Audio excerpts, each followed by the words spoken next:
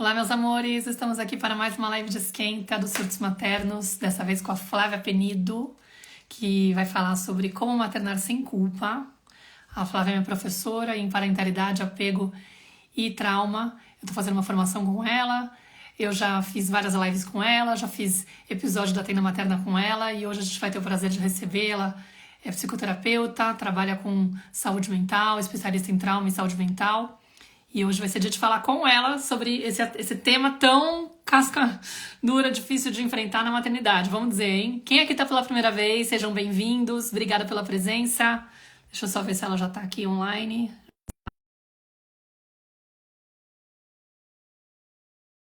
Bom, vamos ver enquanto ela entra. Já vou até avisando que para quem quiser, deixa eu colocar aqui fixar o comentário. Quem quiser participar dos Surtos Maternos, que é a série que eu vou fazer agora em outubro, entre 2 e 9 de outubro, digita surtos aqui nos comentários para vocês receberem a inscrição por privado. Oi, tudo bom? Como é que você tá? Bem, tudo bom? Tá me ouvindo bem? Estou te ouvindo bem. Muito obrigada pela presença, pelo convite mais uma vez. É sempre um prazer fazer live com você. Delícia, também adoro. Olha, tem gente que chegou agora, estou dando oi aí, boas-vindas para o povo, porque tem gente que chegou na página faz pouco tempo. A Gislene já está falando, esse é o tema que eu estou precisando no momento. Vamos lá, Gislene, quem é que sofre com a culpa materna?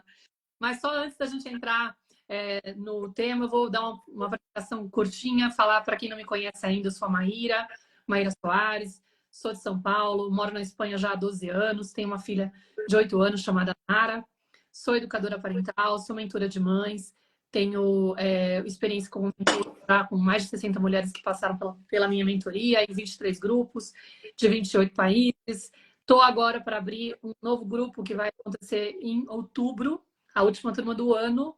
E esses dias eu estou com a partir daqui a 2 semanas, eu vou fazer uma série gratuita de aulas chamada Surtos Maternos, para que vocês possam ter uma degustação da minha mentoria, entender a metodologia do meu trabalho, minha linha de trabalho, e sentir se é o caso de vocês entrarem nessas turmas. Eu formo 2 turmas de 30 pessoas, 30 mães cada uma, estou com 50 vagas disponíveis, porque eu já fiz uma pré-inscrição. E aí é super interessante vocês acompanharem as aulas e ficarem ligados para o dia da inscrição, que vai ser dia 9 de outubro. Só para vocês entenderem qual que é o intuito da série dos surtos maternos. Nos surtos maternos eu vou explicar para vocês quem que é a criança interior e por que ela faz vocês surtarem, por que ela interfere tanto na forma de vocês educarem os filhos de vocês e o que vocês têm que fazer para poder deixar ela um pouquinho no canto dela. Não ignorando, mas assim, não assumindo o controle. Esse é o ponto, né? Aprendendo a maternar essa criança para que a gente possa aliviar o efeito das dores dela, as projeções que ela traz, enfim, o quanto ela interfere na nossa forma de educar, para que a gente possa educar com mais leveza através de um caminho de conexão com a nossa criança interior. Uma das pessoas que eu tenho de referência de base do trabalho, enfim, dos meus estudos e tal, é a própria Flávia Penido, que está aqui conosco hoje. Eu tenho a honra de receber essa mulher maravilhosa. E a gente decidiu falar sobre esse tema, que inclusive é um dos temas da minha mentoria. Eu tenho um módulo só sobre culpa materna. Então aqui eu vou pincelando algumas coisas que eu trago lá, para que as pessoas possam entender mais ou menos como que eu abordo esses temas, esses assuntos. Mas eu queria começar, Flor, falando, enfim, como que... Acho que a gente podia começar pensando em... Bom, você pode falar um pouquinho de você se quiser, mas pensar em como que nasce essa culpa, porque eu acho que tem muito a ver. Essa culpa, praticamente, ela é ensinada pra gente lá atrás, né? Na nossa infância, pela forma como a gente foi educada. Tem muito a ver com o estilo da educação tradicional, de ser muito rígido, de ser muito punitivo, de fazer a criança acreditar que ela não tem o direito a errar. Né? Como se aquilo fosse a necessidade dos adultos da educação tradicional, né? Eles estão tão preocupados em controlar o comportamento da criança, em garantir paz interna, do tipo, não quero que nada fuja do meu script. Eu tenho uma imagem de como essa criança deveria se comportar, como ela deveria ser, e quando ela foge, é a minha vontade de controlar. Até porque eu fui muito controlado, né? Só sei responder dessa forma. Não é que ele intencionalmente falhar em controlar essa criança, né? Ele simplesmente responde também, mas pelo fato dele não ter refletido, enfim, não ter feito o processo de autoeducação, no caso dos nossos pais, né? Para poder interromper com isso, o mais comum aqui vai ser o cenário da criança boazinha, a criança obediente, a criança que teve que... Ou que, pelo menos, se foi a criança terrível, apanhou muito por causa disso. Mas que ficou nesse lugar de entender que ela não tinha o direito de errar, que nada do que ela fazia era bom o suficiente, ela se sente muito cobrada e fica pisando em ovos. E quando ela se torna mãe, obviamente isso reflete na forma como ela educa, né? Então, de repente, falar um pouquinho, né, da sua visão, como que você tem que essa culpa está relacionada aos traumas, à nossa infância, à nossa criança interior. Tá bom. Eu queria agradecer o convite, Maíra. Adoro fazer essa live com você. Você faz um trabalho incrível realmente aí para as mães. Eu trabalho, vai fazer 20 anos que eu trabalho com maternidade, né? Então, assim, comecei na época que a gente nem tinha muito acesso à informação pela internet. Eu fui ser mãe, quer dizer, eu tenho um filho que foi breve, um bebê breve, e depois eu tive 3 filhos com um outro relacionamento com meu atual marido, né? Meus 3 filhos, eles já estão, os dois maiores já estão grandes, já não moram comigo, só ficou comigo hoje a caçula, que está com 17 aninhos, e foi assim, cada filho foi trazendo para mim uma transformação. Porque eu terminei a minha faculdade em psicologia, eu já engravidei, porque eu fui fazer, era uma segunda graduação que eu estava fazendo, né? Então já engravidei, já tinha 30 anos, já engravidei da minha caçula, da minha filha Sofia. E ela já me transformou ali, né? Porque todo o ideal que eu tinha de, não, 3 meses vai para creche, vou trabalhar, vou fazer aquilo. Quando eu peguei o bebê no colo, isso na gravidez eu falei, eu tenho ideia, não, vou trabalhar e tal, porque eu tinha que acabar de me mudar. Mas quando eu peguei aquele bebê no colo e eu me vi completamente revirado do avesso, aquele bebê, um bebê que não dormia, que tinha uma série de questões assim que eu precisava lidar, descompensou completamente aquela visão que eu tinha de mim mesma. Então, assim, eu acho que é uma coisa que acontece muito com as mulheres quando acaba de ganhar um bebê, é que a visão que ela tem sobre ela vai ser revisada. Então, aquela ideia que ela tinha sobre o que vai ser a vida dela, o que ela quer para a vida dela, as prioridades vão ser revisadas. Uhum. Só que a gente pensa muito ali naquele pequeno prazo, né? Naquela criança que está ali no nosso colo, a gente não enxerga a vida como muito pequeno. Aquele prazo em que a criança é muito pequena na nossa vida é pequeno, perto de tudo que a gente vai viver. Meus filhos agora já são grandes. Minha filha está indo embora do país esse sábado, vai pegar e vai passar um tempo fora. Então pensa, as coisas que a gente vive com os filhos, elas têm uma longa duração, né? Não é só ali naquele início da vida delas. Mas realmente, quando você me fala assim, tem uma questão da criança que nós fomos, tem. E esse momento, eu sempre falo, né? A maternidade ele é um portal de cura ou de traumatização. Então, as mulheres, como a gente carrega, né? A maioria de nós carrega um bebê no ventre, claro que vão ter mães que são mães adotivas, que não têm essa vivência do bebê no colo, né? No bebê no colo, no útero. Mas esse momento aí muito biológico do nosso corpo, ele transforma a gente fisicamente também. Porque o nosso cérebro muda, a gente tem transformação neurofisiológica durante a gestação. Então, não é só a nossa criança que está mexida ali, nosso corpo físico é mexido, né? Então, e também tem uma questão que eu acho que tem a nossa criança interna, que é mexida quando a gente tem um bebê, quando a gente tem um filho, que a gente entra nesse perfeccionismo, mas a gente não pode deixar de olhar para a questão social. A psicologia, muitas vezes, olha muito para a identidade, para a questão individualizada, mas se a gente for olhar, abrir o campo da psicologia e olhar para a questão do momento em que a gente vive, né? E da identidade que é criada, das crenças que a sociedade cria para a maternidade, isso também mexe com a gente. Porque desde criança a gente vê novela, filme, onde esses contextos, essas crenças do que é uma boa mãe, do que é uma mãe ruim, Uhum. vão sendo apresentados, né? Quem nunca viu um filme, né, em que ali aquela mãe é questionada, as vivências dela são questionadas, quantas novelas não tem que falam dessa relação mãe-filhos, o que é uma boa mãe? Então a gente cria, além daquela vivência que a gente teve com a nossa própria mãe, do bebê que nós fomos no colo da nossa mãe, a gente também cria uma série de visões sobre o que é ser uma boa mãe. E a gente fica engessado nisso. Aí quando a gente tem um filho, e esse filho não está dentro daquele padrãozinho que a gente criou, que a gente pensou, é punk. É. Não, você me fez lembrar algumas questões, né? Porque bem isso, assim, quando eu tive a Nara, do- por dois motivos eu tive uma culpa muito forte, ou pelo menos uma pressão que me cobrou muito, né?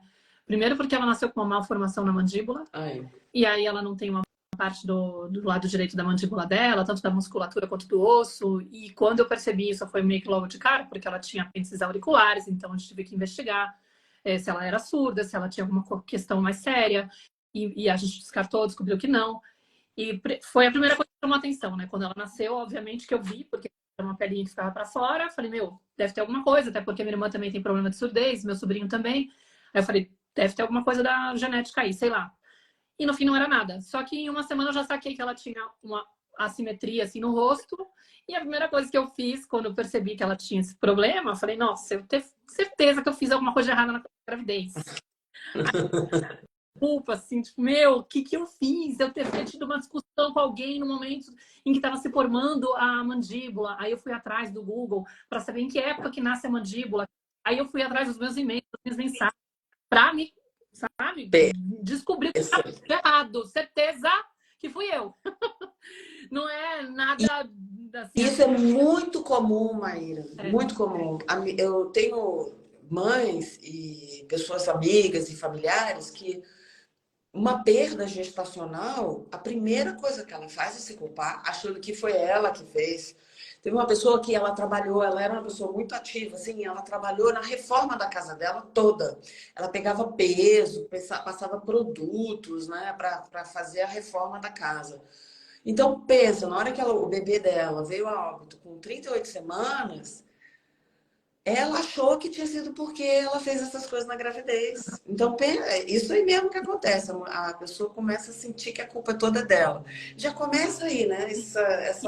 E não era nada. Tipo, Por quê? não encontrei nada que ligasse com nada, né? Tipo, eu tive que aceitar e depois eu tive que elaborar muito isso, o meu E auto-perdão, a tirar essa... mesmo que fosse alguma coisa que fosse alguma coisa Exatamente. que você fez, né? Já era. Sim. Eu... Foi, né?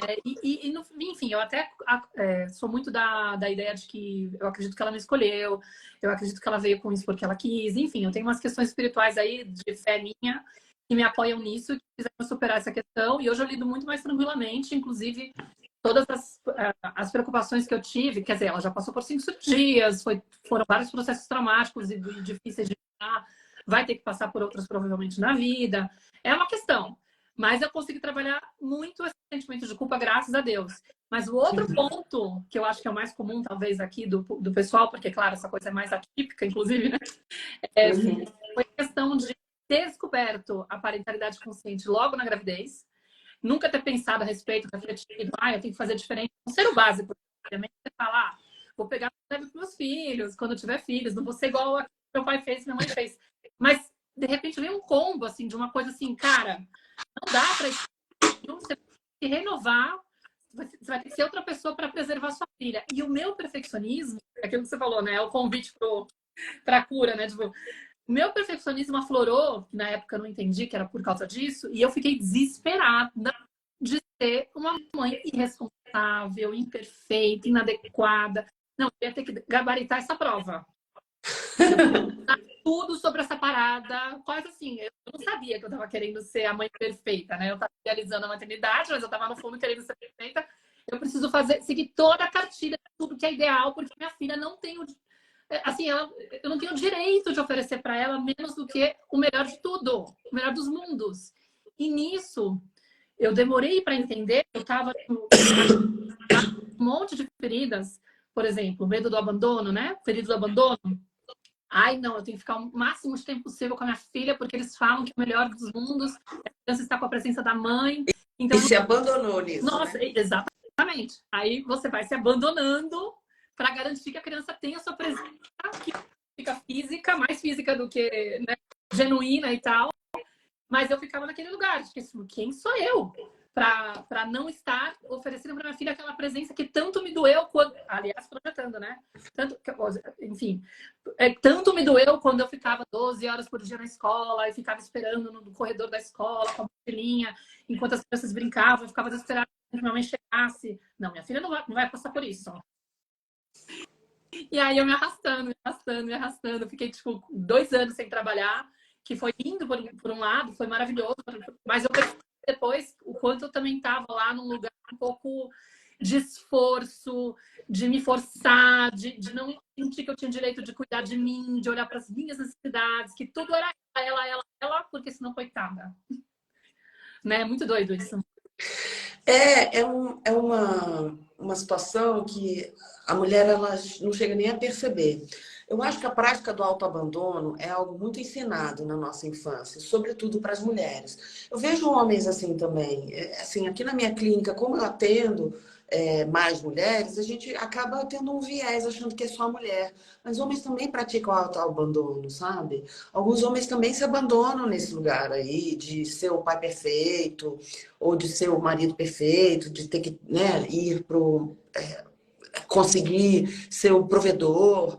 Eu acho que é uma coisa que vem muito da experiência que a gente teve na nossa infância, da gente dizer, eu não vou fazer isso. Aí a gente faz essa birra com os nossos pais, eu vou fazer diferente deles. Isso é a nossa criança. É a nossa criança interna dizendo, vou fazer melhor que vocês fizeram comigo. E aí a gente se ferra. Na hora que a gente faz essas promessas, como você diz, imagina, não vou deixar minha filha passar por isso. Quando a gente faz essa promessa, a gente se ferra, porque a gente está criticando aquilo que os nossos pais fizeram, fica pesadíssimo. Sim, É muito pesado fazer melhor que eles. sim. Coloquei esse ponto da gente esclarecer, né? Porque muitas vezes o que acontece hoje é que a gente ainda não está em paz. A gente ainda não aceitou a forma como a gente foi educado e a gente está querendo compensar. Né? Então, Isso. apontando dedos para os pais, por um lado, é muito importante a gente reconhecer que aquilo que a gente ou deixou de receber realmente provocou um trauma, provocou uma dor. Aquela criança está revoltada, para estar ressentida, para estar com raiva dos pais. Não tem problema, pelo contrário, isso é importante a gente processar todos esses sentimentos que a criança sentiu lá atrás e que muitas vezes ela teve que recalcar, inibir, fingir que não aconteceu. A gente viveu o nosso processo de trabalhar, maternar nossa criança interior. Agora, isso vai chegar um momento em que é importante também a gente, digamos, absolver os nossos pais dessa cobrança. Porque quando a gente fica apontando o dedo para eles, exigindo que eles tivessem sido perfeitos, porque no fundo é isso que a gente está exigindo, eles não tinham direito de ter entregue uma maternidade, uma parentalidade assim, redonda. Que é isso? Se eu faço isso com eles, no fundo eu estou cobrando mesmo de mim. Exatamente. Não é? É uma autocobrança. Né? A cobrança deles para eles se reflete em mim. Aí eu não consigo ter uma maternidade leve porque eu não aceito a minha humanidade. As minhas imperfeições. E os nossos filhos não precisam de pais perfeitos. E isso é altamente deprimente. Né? O que vai acontecer quando a gente entra nesse lugar é que você vai entrar num burnout ou numa depressão. E aí entra mais culpa ainda, né? Porque a sensação de que a depressão vai traumatizar meu filho, o meu burnout, estou abandonando minha criança, meu filho. Então, assim, o que a gente precisa mesmo olhar e discutir sempre enquanto mães, nos grupos maternos, é como eu vou lidar com essas dores que aparecem quando eu estou maternando, né? De forma que eu possa compensar e me maternar agora para poder maternar meus filhos de uma maneira um pouquinho diferente. Mas o melhor que a gente fala é um pouquinho diferente. Quando a gente aceita que a gente não vai ser perfeito, que a gente só vai fazer um pouquinho diferente do nosso jeitinho, sabe? Nem melhor nem pior que os nossos pais, porque a gente não sabe. A gente não sabe como a criança, o nosso filho, vivencia as experiências. A gente não tem, e isso é muito importante, a gente não tem como evitar que os nossos filhos vivenciem internamente coisas que a gente não tem como evitar. Você deixa sua criança ali 2 minutos para ir no banheiro e a criança chora e ela sente isso como uma vivência de abandono. Você não tem como evitar, gente. Sabe? Humaniza um pouco o fato de que as crianças elas são extremamente vulneráveis. Não dá para idealizar essa infância também. Porque eu acho que o pior, Maíra, que eu tenho visto muito, é essa idealização da infância. De que a criança é perfeita e que nós é que fazemos tudo errado. E não é assim, gente. Eles são seres extremamente vulneráveis. Eles estão com o cérebro em desenvolvimento. E o que a gente vai fazer? O nosso melhorzinho. O nosso melhorzinho, né? Nem é o nosso melhor possível. Porque muitas vezes a vida não para a gente ser mãe e pai. ela atravessa a gente. A vida não para pra gente ser mãe e pai. Ela atravessa a gente com uma série de questões e demandas que são incríveis. São demandas da nossa psique, né? Então, assim, durante a gestação já existe uma transparência psíquica que a gente começa a viver e perceber. Esse termo acho que é perfeito, que é uma transparência psíquica, né? Então a gente começa a reviver, reconectar com sensações e experiências que a gente teve quando a gente não tinha nem linguagem, que são pré-verbais. Então, isso pode abrir portas de muitas sensações e dores para uma mulher que está grávida. Ela não precisa experienciar essa potência da gestação, porque a gestação não é realmente fisicamente, neurologicamente uma potência, né? Porque, pô, botar um bebê, ter um bebê, uma vida dentro de nós, é só a gente que vai estar fazendo ali, é só a mulher que está fazendo isso, né? Então, uma potência do feminino. Mas a gente não precisa vivenciar isso como se fosse ideal, maravilhoso, tudo ótimo. Muitas mulheres não gostam. Então tem toda uma cobrança, uma carga aí de idealização desse bebê e dessa criança que a gente precisa parar também de fazer. São os seres vulneráveis, né, Maíra? Mas eles não são perfeitos também. Eles vão vivenciar E coisas. a gente fica nesse lugar também que muitas vezes eu vejo comentar, tem tanta informação hoje em dia sobre como educar os filhos, romper profissional, o quanto é grave a gente agir assim, assim, assado, que a gente fica nessa pilha, quando a gente tem esse perfeccionismo muito aflorado, mais ainda, né? De, meu Deus do céu, eu vou traumatizar meu filho. Ai, o que eu faço para ser essa mãe que não traumatiza? E é impossível esse lugar de acreditar que existe um ponto que eu vou me trabalhar tanto que vai chegar um momento que meu filho vai ficar blindado de receber qualquer coisa negativa, porque, nossa, vou me tornar uma pessoa muito consciente. Então, nunca ele vai deixar. Eu Tipo, posso falar palavrão? Gente, acho que sim. todo mundo faz merda na parentalidade. Todo mundo vai fazer cagada. Não tem jeito de evitar.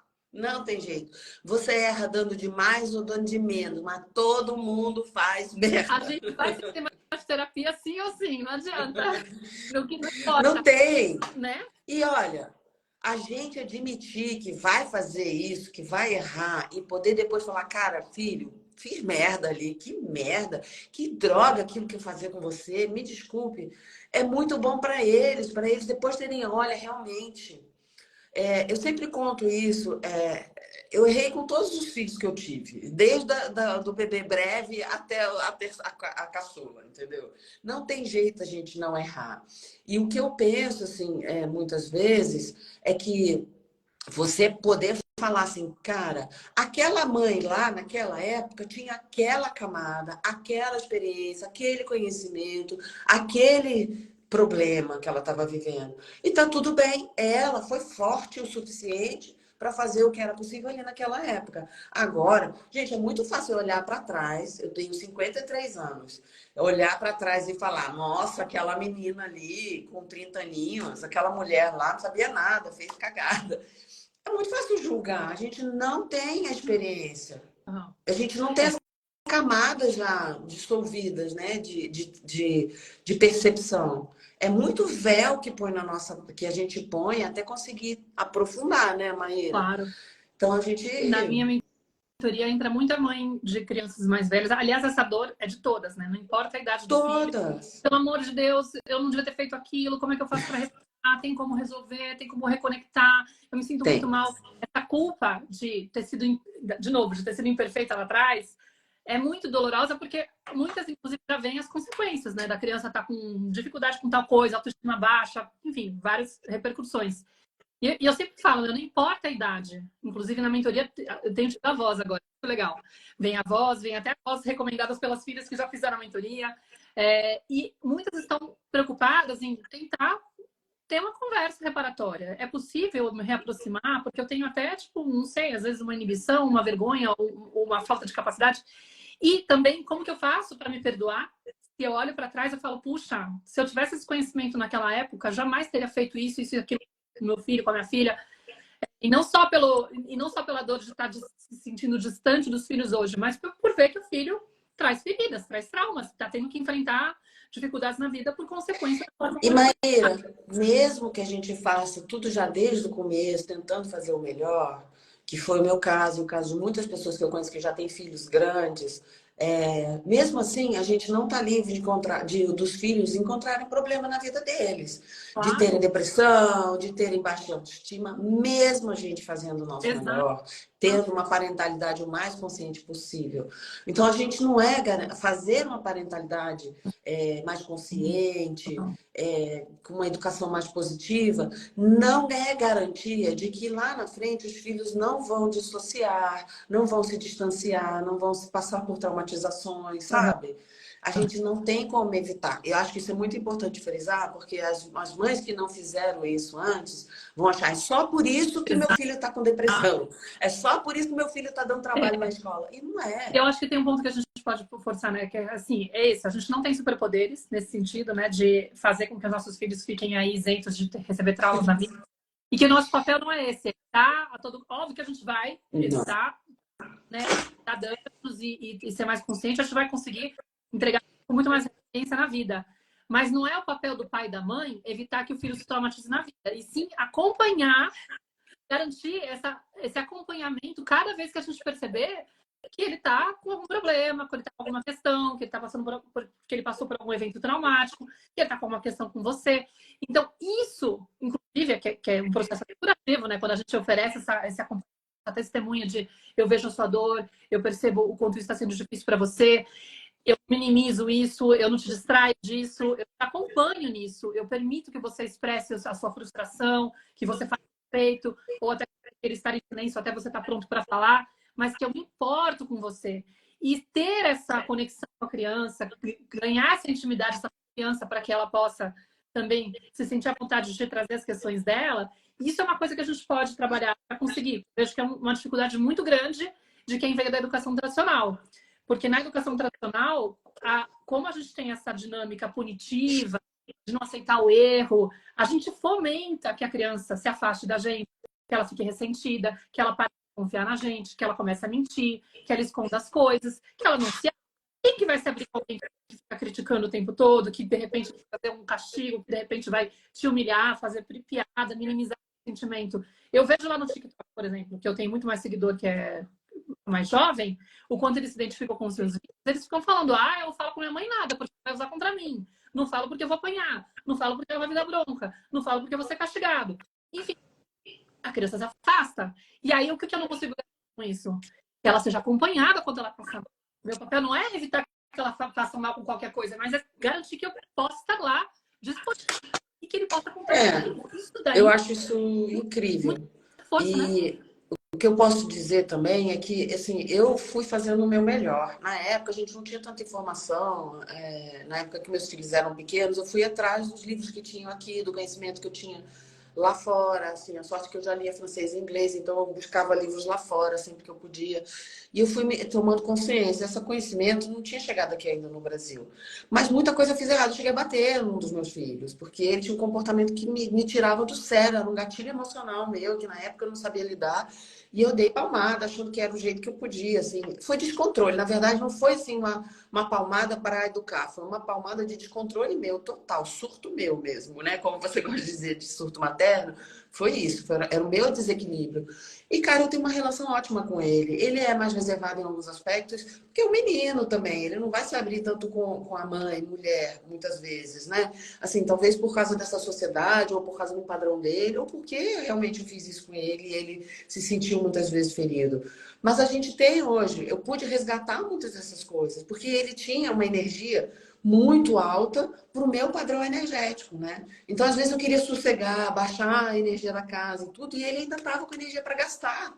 E eu não conseguia perceber isso, sabe? É Uhum. uma pena que eu não tivesse percebido que ele era igual ao pai dele. O pai dele é 220 até hoje, entendeu? Cinquentão que acorda já para andar de bicicleta não sei quantos quilômetros, depois vai trabalhar, sabe?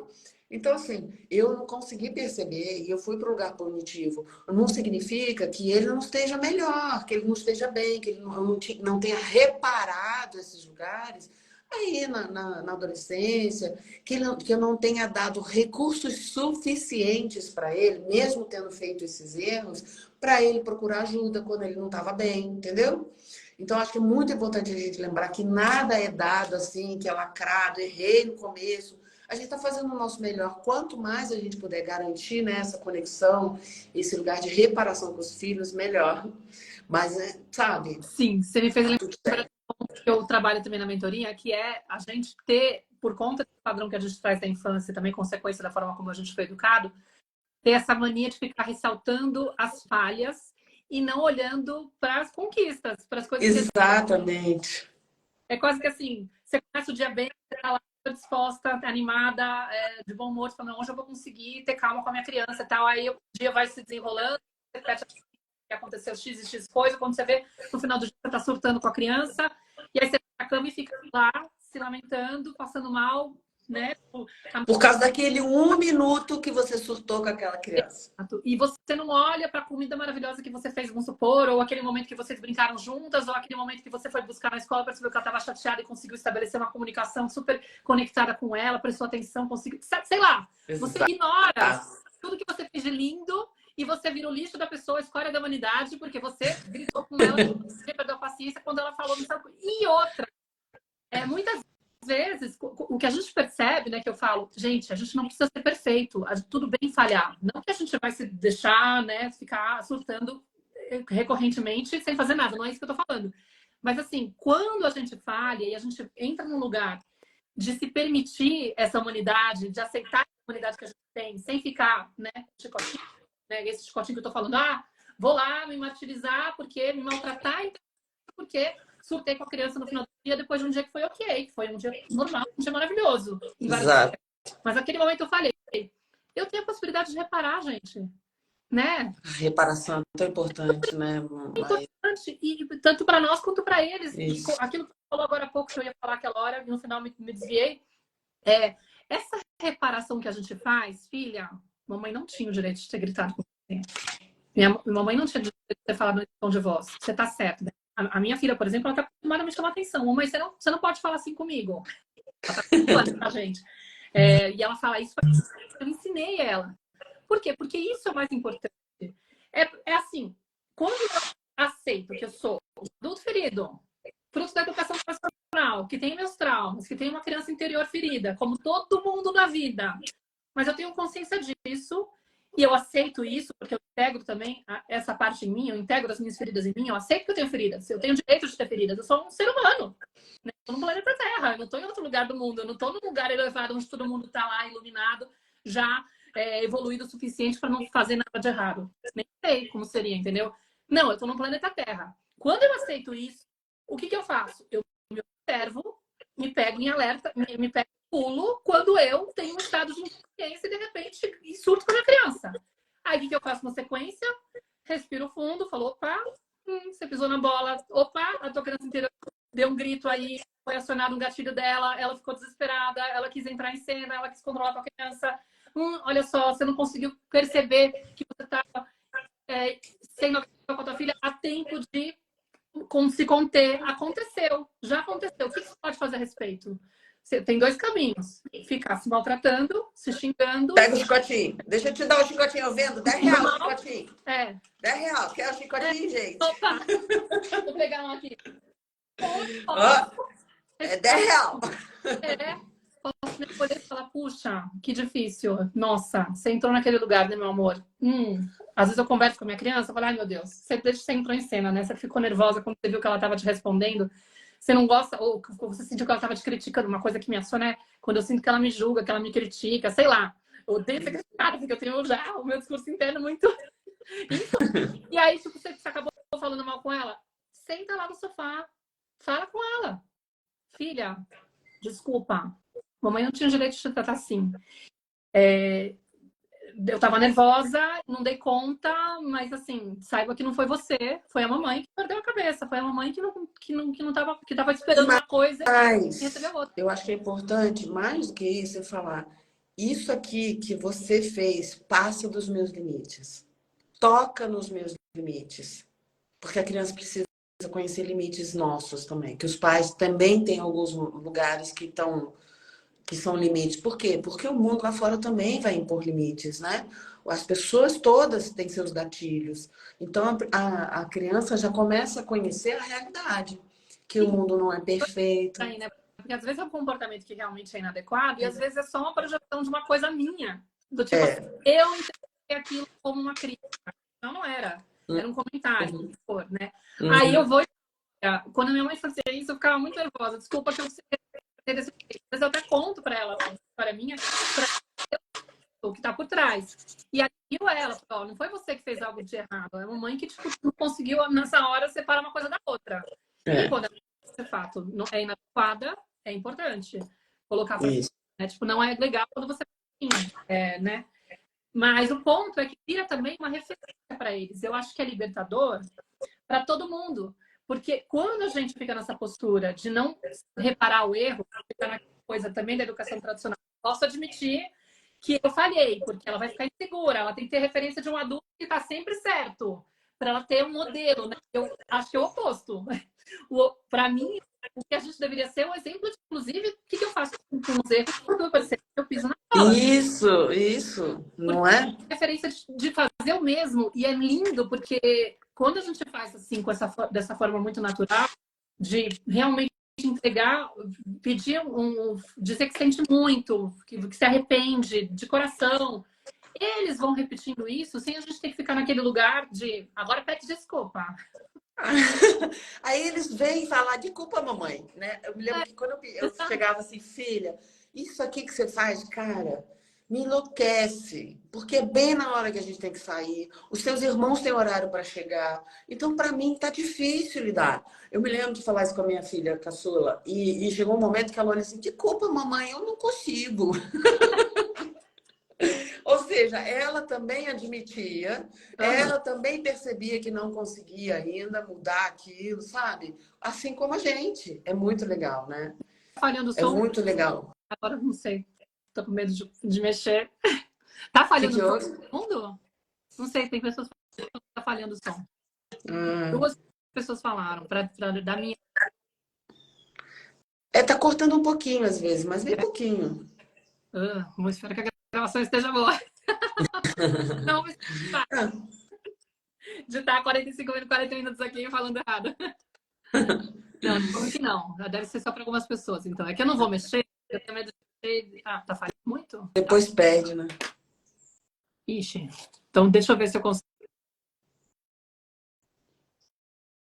Assim, acho que agora Vamos vai. ver se... Às vezes ele fala o som, mas eu tô conseguindo te acompanhar. Fala assim, só micro falhadinhas assim. Bom, vamos ver se... Sei lá, se não der... Ó, para mim, tá falhando. Para mim, não. Ih, aí fica difícil. Aí fica difícil, né? Mas dá para ouvir. Passou por um tempo. Não vamos ser É, perfeccionistas. eu tô muito tranquila com essas coisas. Nossa, antigamente eu ficava passando mal, me sentia mal. Nossa, como assim? Não, não tá... Mas acho que se a gravação ficar boa, melhor. Mas dá para entender. Eu Isso. falo acelerado. Mas, É só repetir. hum, Depois você repete, isso. né? Assim, o que eu percebo, assim, que quando a gente sai desse lugar de exigência, é um alívio tão grande que a gente passa a não ter dor nas costas, dor de cabeça, mexe com o nosso corpo inteiro. É um negócio que, assim, eu vejo as mães carregando uma carga de que é transgeracional, que elas não podem falhar. E se você for olhar, às vezes, a avó dessa mulher ou a bisavó vivia num lugar de pobreza tão grande, numa situação tão difícil, que a falha realmente podia provocar a morte. Um erro podia provocar uma doença que ela não teria dinheiro para depois cuidar dessa criança, sabe? Eu já Uhum. vi situações em que realmente, na trilha dessa família, se você for olhar, essa avó vivia. Batia nas crianças, punia se elas fizessem alguma coisa que não fosse boa, porque a vida daquela criança estava em risco realmente, entendeu? Uhum. Sabe, você não vai poder levar essa criança correndo para um hospital porque é muito longe, porque não tem veículo, porque não tem dinheiro para pagar, entende? Então, assim, o que eu vejo também é que existem traumatizações e crenças que foram passadas através de uma mãe para outra, de um lugar muito rígido e punitivo com as crianças, porque lá no passado isso salvou vidas. É, o meu Então a gente traz um alívio. é o contexto da minha avó. avó materna, né? Teve 13 filhos. Tem que ser um quartel, entendeu? Não tem como ficar... Peito, parece que só um deles recebeu por um mês. Ela não dava conta, ela batia, obviamente, nas crianças, entendeu? Tipo, para poder conter, para poder ter, tipo, uma ordem. Ela não tinha banheiro. Falaram que ela tinha muita prisão de ventre e vieram explicar para ela porque ela não tinha tempo de ir no banheiro. Tipo, ela tinha que cuidar de muita gente. Nordestina, tipo, com um agregado na família morando junto para ajudar. Ainda pegou uma sobrinha para cuidar. Eram 14 É pessoas. sobrevivência, né, gente? É sobreviver. Não dá para fazer mais nada do que fazer essas crianças sobreviver e você também E aí a sobreviver. gente, Se alimentar. onde crianças foram feitas para serem vistas e não ouvidas, era o lema da casa dela. Então, assim, na hora que a gente ia almoçar, a gente não escutava essa frase o tempo todo. Era uma ideia de, é o momento dos adultos conversarem, vocês têm que ficar quietos aí no canto de vocês, não enche o saco. Não tinha essa terceira frase, mas ficava isso. Então, é óbvio que a gente cresce, né, e vai criando essas crenças de como reconhecer a educação de filhos, como olhar para a criança, o que a criança tem direito, não tem direito, né? Como que ela é vista, não tem querer, por exemplo, porque a gente está inserido num ambiente onde existe essa crença, existem essas falas, e a gente constrói isso internamente. Então, óbvio que a gente cresce já com ideias preconcebidas o que é maternar de uma forma decente, né? Eu Isso. lembro de uma cliente, uma vez que eu atendi no individual, eu uso muito esse exemplo na mentoria, de que na família dela, ela foi criada meio que pelos avós, ela e os irmãos passavam um dia na casa dos avós, e no final do dia a mãe vinha para casa, os pais dela passavam na casa da avó e eles jantavam por lá. E era comum essa avó servir o jantar para todo mundo e ela ficava sempre em pé, primeiro servindo todo mundo para depois sentar. E às vezes os pais dela ficavam falando, né? Ai, mãe, senta, né? Tipo, deixa que a gente se serve. E ela naquele lugar, tipo assim, não, eu não tenho direito. Primeiro eu tenho que servir todo mundo. E aí ela falava, o que me chamava a atenção é que quando ela sentava num banquinho que não tinha nem encosto. Como se a obrigação dela fosse estar em alerta. Ficar fora. Qualquer demanda do outro, eu tenho que levantar e servir. Tipo, então, assim, por mais que ela achasse aquela cena, poxa, por que minha avó não se dá o direito de sentar numa cadeira confortável como todo mundo? Ela cresceu com aquilo e ela tinha uma angústia de estar sempre achando que ela tinha que estar presente com a filha. No caso, ela já era separada. Nossa, ela tinha uma angústia enquanto a menina era pequenininha, estava com o pai, porque ela tinha medo que o pai não tratasse tão bem. Ela ficava, tipo, às vezes, acompanhando a aula de natação que ela ia ter com o pai para poder garantir que ela estivesse bem assistida na aula. E eu falava, gente, mas esse é o tempo para você. Tipo, você tem uma ideia de que você, como mãe, tem que estar sempre disponível, sempre atenta a qualquer coisa que a criança possa precisar, você tem que estar lá para salvar. Igual a tua avó, entendeu? E não. Poxa, mas é quase isso que você falou, né? Tipo, é uma coisa que vem de trás, é uma sensação de nós, desse círculo familiar, desse sistema familiar, não temos o direito de pensar na gente como prioridade. A criança sim é prioridade. E aí eu não consigo ter autoridade. Eu acho que era um sistema também muito machista, né? Que às vezes a mulher ficava do lado de fora porque esse era o momento que era o trabalho delas, que era servir o almoço, etc. Nem só pela criança, mas pelo homem, né? Estar ali disponível para servir os homens. A gente ainda vê muito isso impregnado dentro de nós, né? E como se a maternidade perfeita fosse estar disponível para a família. Quando a gente vê que hoje a realidade hoje financeira para a família, uma mulher que está em casa cuidando das crianças, às vezes ela fica numa situação vulnerável ela, né? Porque não é mais essa a situação do sistema que a gente vive, né? Então ela fica num lugar de vulnerabilidade quando ela faz essa opção também.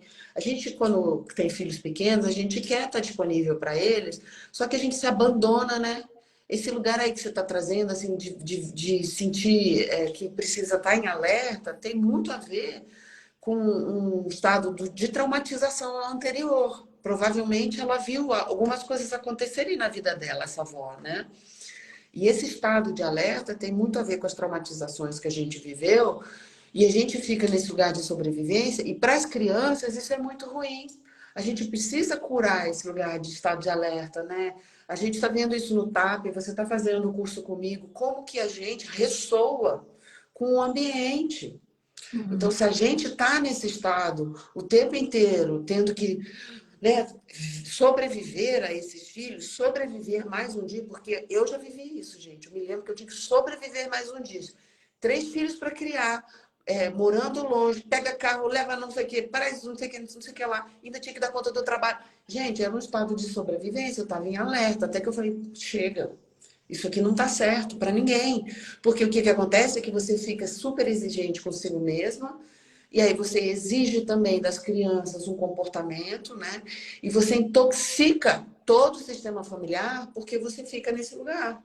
Então, o primeiro lugar que a gente tem que mudar é o nosso. As crianças, sempre que uma mãe está com depressão, eu pego mães com depressão pós-parto, está com depressão e ela vem, mas eu estou traumatizando meu filho, ele vai ficar com sequelas disso.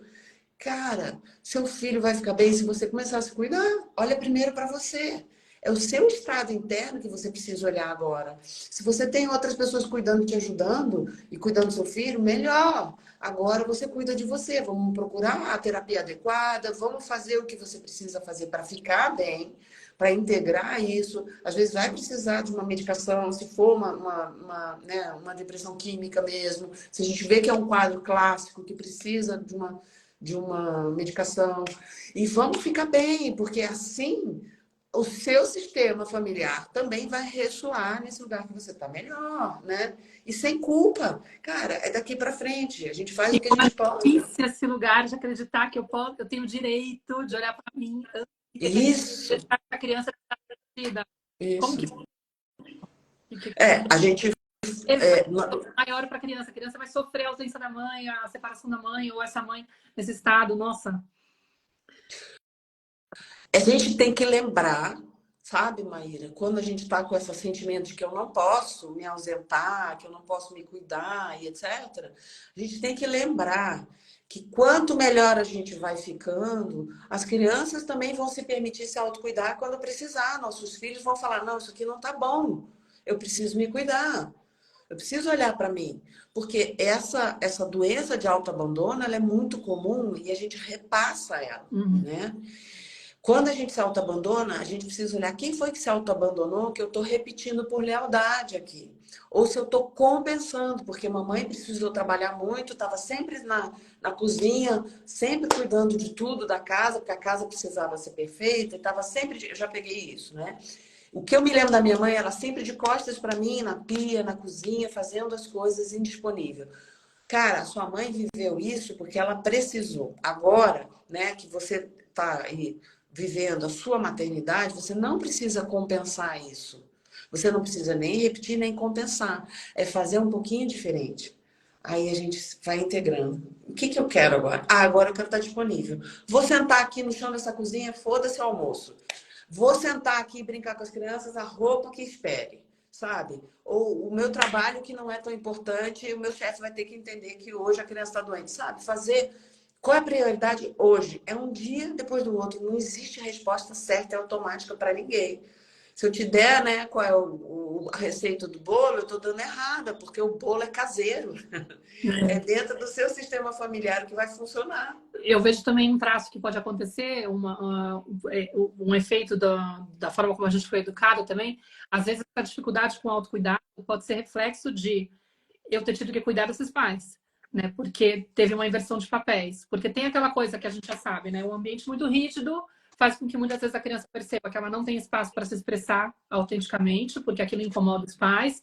E aí ela vai aprendendo a não mostrar as necessidades dela, né? De certa forma, ela se torna uma criança boazinha, que não reclama das coisas, não pede muita atenção, porque afinal percebe que os pais percebem isso como um peso, como um incômodo, e ela quer garantir que é Ou aceita. ela, Maíra, ela é a criança rebelde que apanhou pra caramba e aprendeu na base da força que ela precisava que ficar quieta. Também tem isso, né? A criança rebelde que fica provocando a atenção da mãe porque a mãe já não tá mais Mas, de disponível. qualquer forma, ela aprende que ela não deveria expressar as necessidades dela. E muitas Isso. vezes, esse treino que ela faz, que é inconsciente, obviamente, Uhum. é tão, digamos, elaborado que ela mesma se distancia das próprias necessidades, ela não sabe mais Das próprias necessidades. o que quer.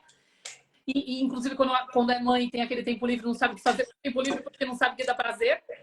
Mas também pode acontecer dela estar no lugar de sentir que esses pais estão passando por problemas e querer ajudar esses pais.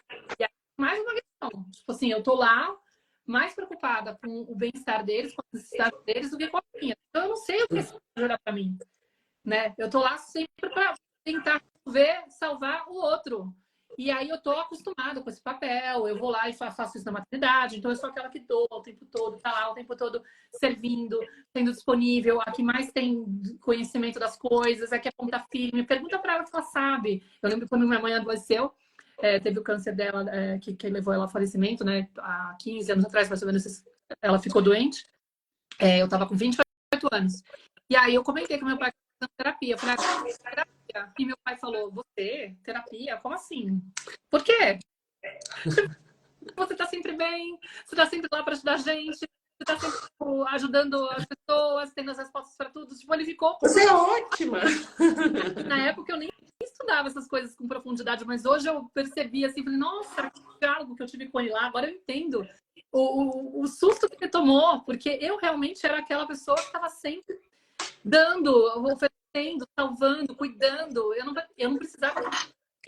E aí eu também não sei autocuidar, eu não consigo me priorizar, eu consigo priorizar os outros, entendeu? O meu padrão é esse, é pensar sempre no bem-estar dos outros. E esse é o padrão típico das terapeutas. Exato, obviamente. Adoram, né? Tipo, vão buscar a missão de vida no processo de cura dos outros, óbvio. É o que mais sabe fazer. É muito fácil empatizar e contextualizar o outro, saber o que o outro precisa, mas sobre si mesmo, o que que eu preciso, vai ver. Não sabe. Então, de que o autocuidado é egoísmo, né? Eu tô sendo egoísta quando eu faço Isso. E Isso. É muito importante. Eu tenho um módulo que é do autocuidado, que é para convencer a mãe, assim, meu, autocuidado é amor próprio. E outra vez, é um modelo que você vai oferecer para os seus filhos. Porque se você fica nesse lugar, que você acha que é incrível, super nobre, de só servir seus filhos, de estar lá pensando, considerando eles como prioridade, que reflexo que eles vão ter no futuro?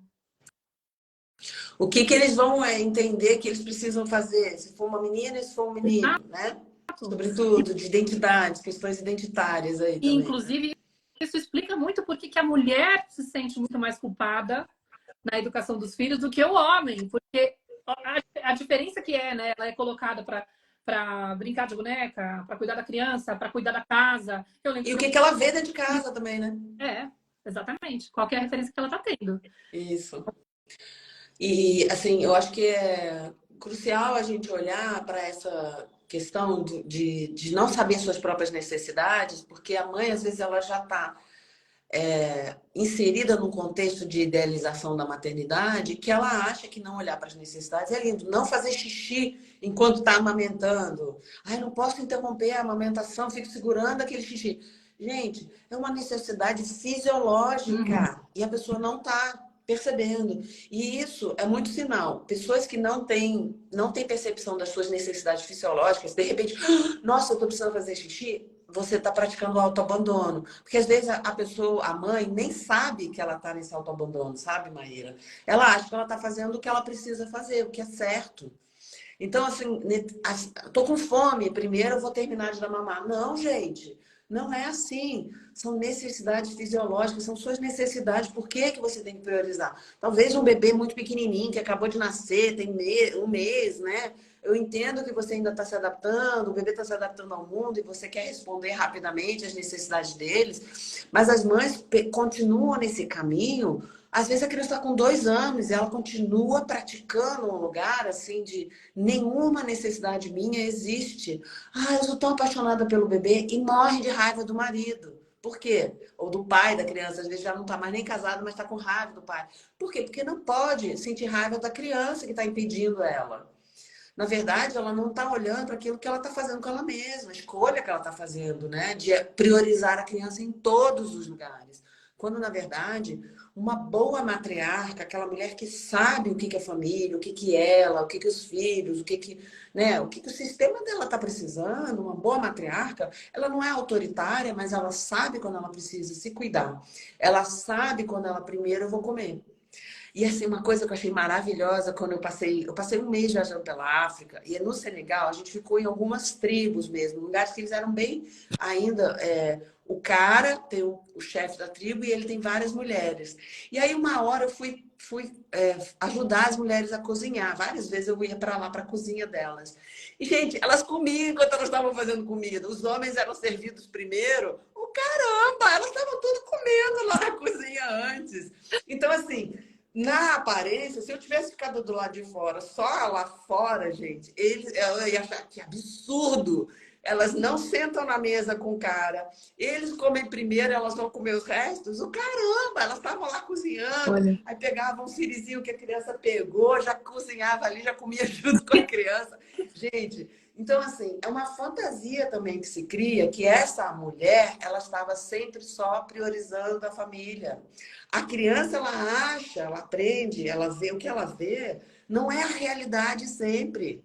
Essa mulher, às vezes, está fazendo outras coisas que ela não viu, sabe? Eu acho muito legal esse exemplo do que eu vivi ali no Senegal, porque, cara, foi que ótimo. fantástico. Quer dizer, Ó, só um recado. obviamente, essas mulheres eram espertas. Demais esse exemplo. Tem gente perguntando se vai ficar gravada. Vai ficar gravada. Essa live de hoje faz parte das lives de esquenta que eu estou fazendo para o meu evento Surtos Maternos, que vai acontecer de 2 a 9 de outubro. Quem quiser se inscrever na série, tem que digitar Surtos, que a gente manda para vocês a inscrição por privado. E aí vocês vão ter o acesso à reprise de hoje nos grupos. É só entrar no grupo do WhatsApp e ler a descrição, que vai ter lá a playlist das séries que já aconteceram, das lives que já aconteceram. Logo mais tarde, hoje, eu vou incluir essa daqui. Mas tem também a live passada com a Mariana Rocha sobre como superar pai ou mãe narcisista, tá? Que foi na quarta-feira, já aconteceu. Semana que vem vai ter 2 lives de esquenta também, com a doutora Juliana Franco, para falar sobre adolescência e resultado da infância. Então, para quem tem filhos adolescentes, é importante para poder entender por que o comportamento está diferente. Para quem tem filho mais novo, para poder prevenir muitos problemas que você pode ter lá na frente, porque você não percebeu o que você está fazendo agora e que pode te desconectar do teu filho adolescente. Para quem tem filho adulto, mais velho, entender o que aconteceu na adolescência do seu filho, porque às vezes pode te explicar muito do como que está a relação de vocês hoje, tá? Fora isso, bom, digita tudo aí para poder escrever e aí acho que a gente podia, já pensando que está estourando o tempo, encaminhar com a questão da live mesmo, né? Alguém até perguntou aqui para retomar o tema. Como é que faz para manter a leveza, já que a gente tem essa dificuldade com esse tema da culpa, né? Com essa pressão toda. E eu acho que o ponto de trabalhar, eu trabalho dentro da mentoria, que eu falo muito, é a gente aceitar a nossa humanidade. A gente ter muito claro que os nossos filhos não precisam de pais perfeitos, não precisa que a gente não erre nunca. Eles precisam de pais que saibam lidar com as imperfeições deles. Entendeu? Que sejam autênticos, que sejam sinceros, que sejam, digamos, que possam, no momento que eles cometem algum erro, reparar esse erro com tranquilidade, com aceitação, com autocompaixão. Esse ponto da autocompaixão, eu olho para o erro como se fosse algo que, puxa, obviamente que eu não gostaria de ter por esse caminho, mas eu tenho o direito também de falhar, muda muito, né? Eu não Então, tenho que para mim como se eu fosse um ser desprezível porque eu surtei com a minha criança. Mas a reconhecer nesses momentos de surto sinais de alerta. Primeiro, começar a olhar o erro como uma forma de aprendizado. Né? Sempre. isso. Ele ajuda a gente. Outra, se eu tenho lá uma questão que veio lá atrás, não ficar me comparando com a mãe que eu era, que naquela época não tinha essa informação. É injusto, é cruel com aquela mãe que eu fui. Ficar olhando para o passado e me julgando por não ter sido melhor mãe naquela época. Porque eu tinha o meu repertório, o meu estado de consciência, as minhas limitações, as minhas feridas. Naquela época ainda estavam mal trabalhadas, às vezes estavam num estado de inconsciência. Muita gente vem com um papo de por que teve filho então?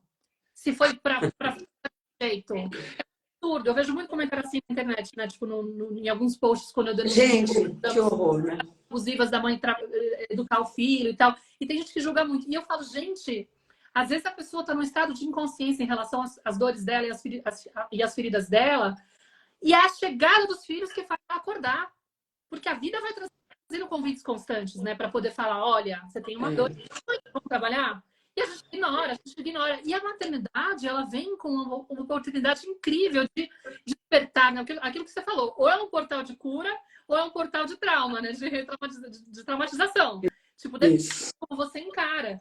Mas você vai ficar sendo cutucado por essa criança que está fora de você o A tempo vida todo, toda. a vida toda. Os filhos trazem isso. E às vezes vai ser com 6 anos, em tal situação, eu percebi que eu estava tipo, num lugar que não era legal, que era tóxico. E foi essa experiência de ter falhado com meu filho num grau X que fez eu me sentir mal.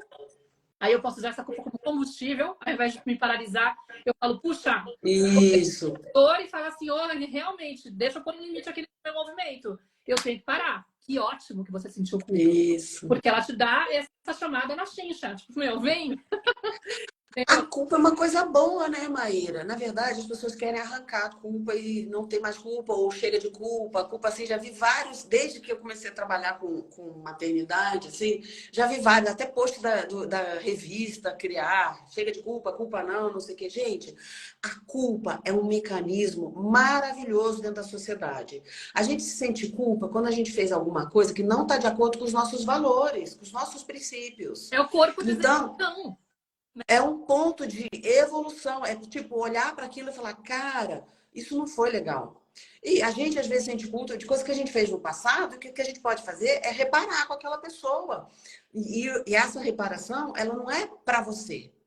É para o outro, é para dizer, olha, aquilo não foi legal, me desculpe. Porque para você, o que você precisa fazer é olhar assim, eu estou melhorando, eu estou evoluindo, estou aprendendo. O que eu posso fazer para fazer diferente na próxima vez? E a repete, você vai repetir, e vai várias vezes, puta, de novo, eu fiz isso de novo. E fala, estou aprendendo, estou em aprendizado também na minha parentalidade. Porque a culpa, ela traz um movimento que é para o mais, quando a gente sabe usar. Se você não usar ela para te mobilizar, se ela te deixar paralisada, você está fazendo errado. Você está usando ela para se chicotear, mas você está na crítica. Você não está na culpa. A culpa ela precisa ser essa mobilização. Fala. Você tá na punição, inclusive, porque às vezes a gente usa a culpa para se punir. É, Eu vou parar, me sentir, exatamente. olha só, não sei o quê, não, é quase como se agora eu mereço me sentir assim, porque você tá em 30 Hz de vibração. Então, sua energia lá embaixo, você só tá acima da vergonha. Né? E a Isso. vergonha é, eu sou errada. Culpa e vergonha. Eu fiz coisas Que são processos. Desculpa, eu te interrompi. É que está cortando um pouquinho. tá, não é que a vergonha é aquele sentimento de eu sou inadequada, eu sou errada. E a culpa, que é um pouquinho mais elevada em energia, é eu fiz coisas erradas. Isso é muito feio, tipo, isso não é adequado. Mas eu não chego a ser. A vergonha é tipo, eu sou errada, entendeu? Então, assim, às vezes a culpa é um jeito de você ficar lá se punindo. Isso. É uma punição que a gente aprendeu lá na infância. E é justamente uma retraumatização. A gente fica. Se você tá com essa vergonha, se você tá moada, tá, cada vez que você grita com seu filho, ao invés de pensar, puta, deixa eu ver o que eu posso fazer com isso, você tá usando as perguntas erradas. Por isso que no curso, Maíra, na formação para os terapeutas, eu ensino essas ferramentas que vão mobilizar, né? Porque perguntas tóxicas a gente aprende desde a infância. O que a gente precisa fazer é perguntas que vão nos mobilizar. E a culpa, ela vem para a gente fazer essas perguntas. Poxa, essa relação me importa. Poxa, eu amo essa pessoa. Ah, essa pessoa não importa tanto assim. Eu acho que não vale a pena eu ir fazer qualquer reparação. Já foi. Agora eu preciso fazer melhor numa próxima vez. Porque também tem gente que tem tanta culpabilização que, tipo assim, fechou alguém no trânsito, passa um dia pensando que fez isso, sabe? Tipo assim, aquela pessoa já foi embora, ela já te esqueceu, você continua carregando aquele sentimento, né? Então, é a mobilização e o uso de ferramentas que tragam consciência para aquilo que a gente está sentindo, perguntas que te empoderam, é que vão fazer você se sentir melhor, né? Para você fazer melhor. Maravilhoso.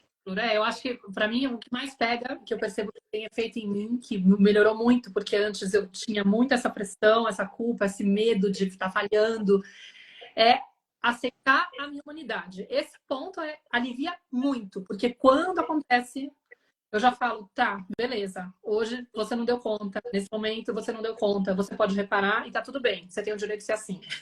Você é só uma pessoa humana na face da Terra, tentando Isso. e falhando de vez em quando, porque você não vai dar conta de fazer tudo redondo. Por mais que você tenha todo o conhecimento que você tem, a experiência que você tem. E E outra, você é incrível como mãe. Hoje eu tenho, assim, total confiança. Entrego muito pra minha filha. Então, Isso, se olha, parabenize também pelas coisas que você faz bem. Isso é, é muito importante celebrar aquilo que a gente faz bem. exato. Eu queria contar para a gente terminar esse exemplo que eu tive com o meu filho. Teve um período, a gente tirou umas férias juntos e a gente ficou fazendo muita piada, a gente estava muito feliz. Só que essas piadas, essas brincadeiras que a gente ficou fazendo, sobretudo com o do meio, era um pouco de bullying. A gente deu um apelido para ele porque ele parava e reclamava muito, assim. A gente começou a dar um apelido de como se era um apelido na língua do meu marido, que tinha a ver com um personagemzinho que vivia reclamando e sentindo coitadinho de mim. Então, meu filho estava num processo de que ele ficava muito no lugar de vítima ali da situação e aquilo incomodava a gente. E a gente não sabia lidar. Claramente, hoje, olhando para trás, nem eu, nem meu marido soubemos lidar. A gente fez um bullying com ele durante as festas. O coitado sofreu bullying. Assim, coitado nada, porque ele é um rapaz incrível aí, tá vivendo uma vida maravilhosa aí na vida dele. Mas, assim, naquela época, que foi muito errado, gente. E uma vez eu me dei conta dessas férias, que a férias foi muito boa, todo mundo tem boas lembranças, inclusive ele, dessas férias. Eu falei, cara, filha, aquilo não foi legal. Ele, não, imagina. Ele ficou num lugar de não querer olhar para isso também, dizendo assim, porque para os filhos, quando a gente vai reparar, às vezes eles não querem que os filhos, que os pais se sintam mal pelo que eles fizeram, porque eles tiveram uma vida boa com a gente. Eles reconhecem que eles tiveram uma boa educação. Aí ele veio, não. Aí eu falei, filho, presta atenção, eu tô falando, isso não foi legal. Eu duvido que você gostasse. Aí ele parou, a gente tava caminhando. Eu gosto muito de conversar numa caminhada, uma coisa assim, que não precisa olhar olho no olho, porque é menos invasivo pra gente. Aí ele continuou olhando assim, eu acho que eu não gostava daquilo, não foi legal. Me desculpa, eu sinto muito, cara. Não foi legal e foi o recurso que a gente tinha para aquilo ficar melhor. Assim, e poder falar sem vergonha e insistir para o seu filho, isso não foi certo que eu fiz. Mesmo que você me ame muito, mesmo que a gente tenha dado várias coisas legais para vocês, porque a gente deu muito recurso para os nossos filhos, eu e meu marido. Eu vejo e eu me parabenizo todo dia pelo que a gente fez por eles. Mas o que a gente fez também teve erro. Então, se eu puder falar para ele, insistir, isso não foi legal, e isso pode estar pairando aí na sua vida ainda, pode estar repercutindo ainda na sua vida, olha para isso. Você pode criticar essas partes aí, que isso vai ser bom para você, é importante. Porque eles, como adultos, eles como criança, eles vão conseguindo entender que eles também podem, sabe, reconhecer aquilo não foi legal, eu posso olhar para isso agora. Mesmo se eu não quero criticar meus pais, mesmo se eu tenho ainda muita lealdade com os meus pais, sabe? Sim. Acho É lindo importante. isso.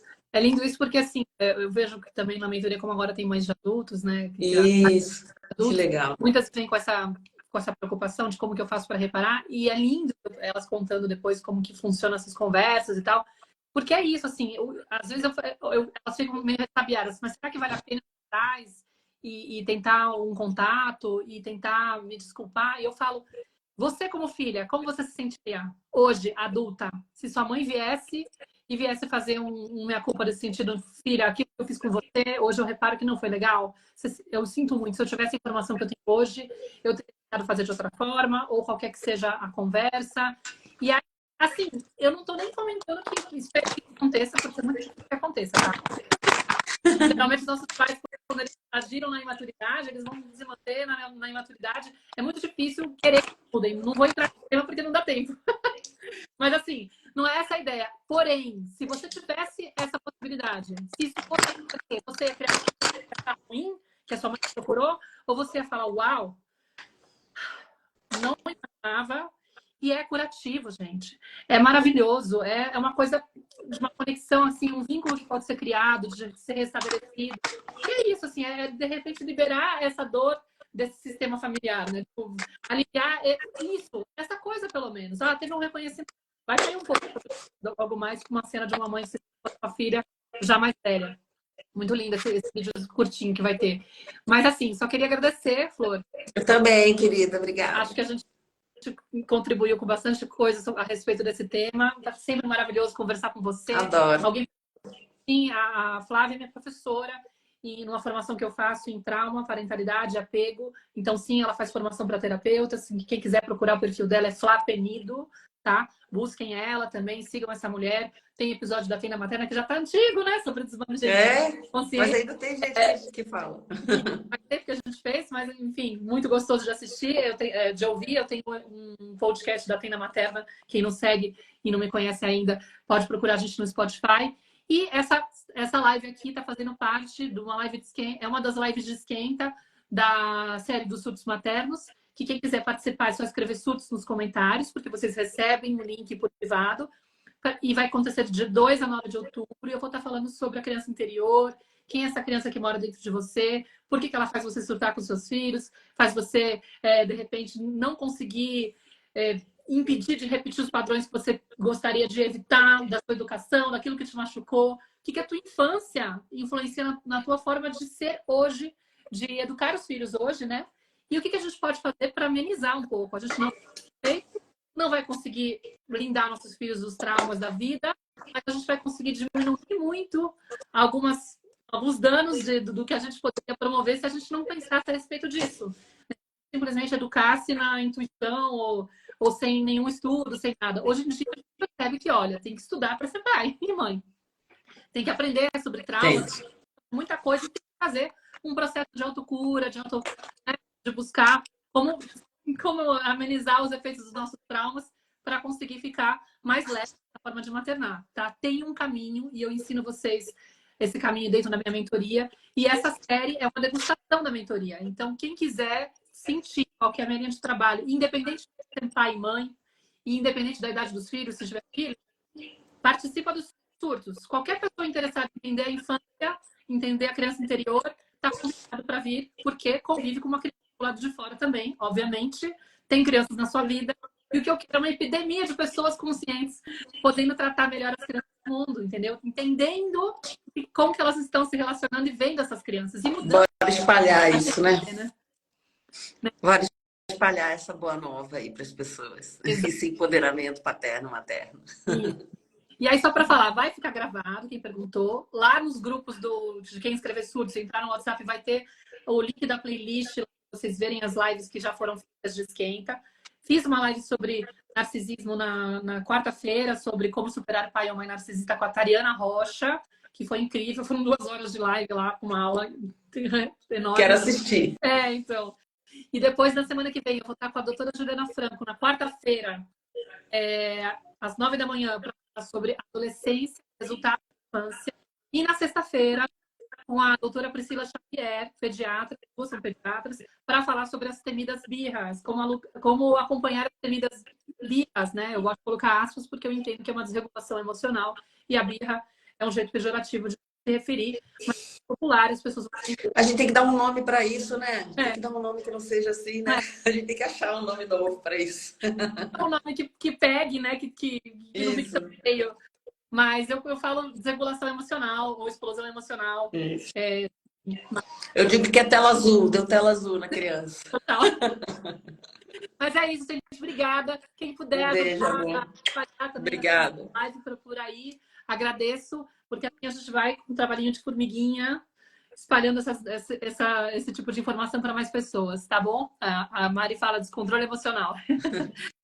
Me segue lá, povo. Beijo por aí. Beijo. Obrigada. Tchau. Tchau.